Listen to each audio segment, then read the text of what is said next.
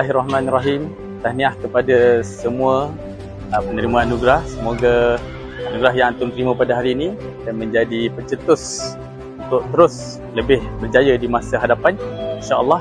Dan alhamdulillah, terima kasih untuk 3 tahun perjalanan saya di sekolah ini. Mohon semua agar mendoakan saya, dan saya juga akan sentiasa mendoakan Seriak menjadi yang cemerlang, gemilang, terbilang beriman, insya-Allah.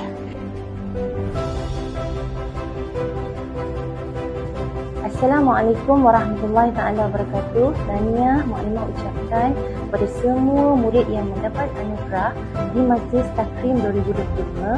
Teruskan usaha antum sehingga antum cemerlang dalam akademik dan menjadi insan yang soleh muslihat pada masa akan datang.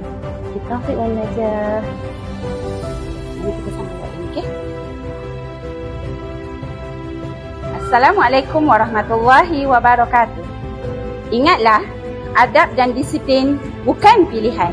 Ia asas kecemerlangan. Jaga tutur kata, hormati guru, patuhi peraturan.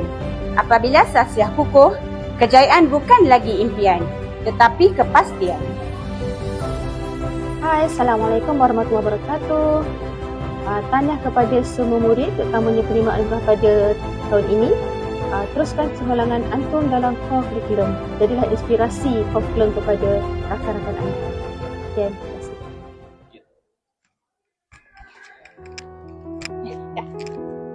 Assalamualaikum warahmatullahi wabarakatuh. Kepada Mu'allim dan Memah, terima kasih atas segala bimbingan, nasihat dan kesabaran Mu'allim dan Memah sepanjang tahun ini. Semoga Allah memberkati dan memberi kesejahteraan kepada Mu'allim dan Memah serta kesabaran untuk membimbing generasi yang akan datang. Kepada ibu bapa semua, saya mewakili anak-anak Seriak ingin mengucapkan jutaan terima kasih kerana telah membesarkan kami dan memberi peluang kepada kami untuk menimba ilmu di sekolah ini. Semoga kami dapat menjadi anak yang soleh dan dapat membahagiakan ibu bapa semua. Bye-bye!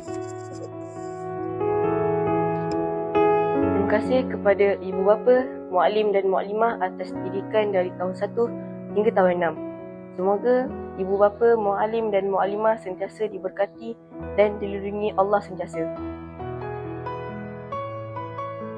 Di hari Minggu pergi ke hutan, berjumpa berbuan lebih. Selamat tinggal kawan-kawan. Semoga berjumpa di lain waktu.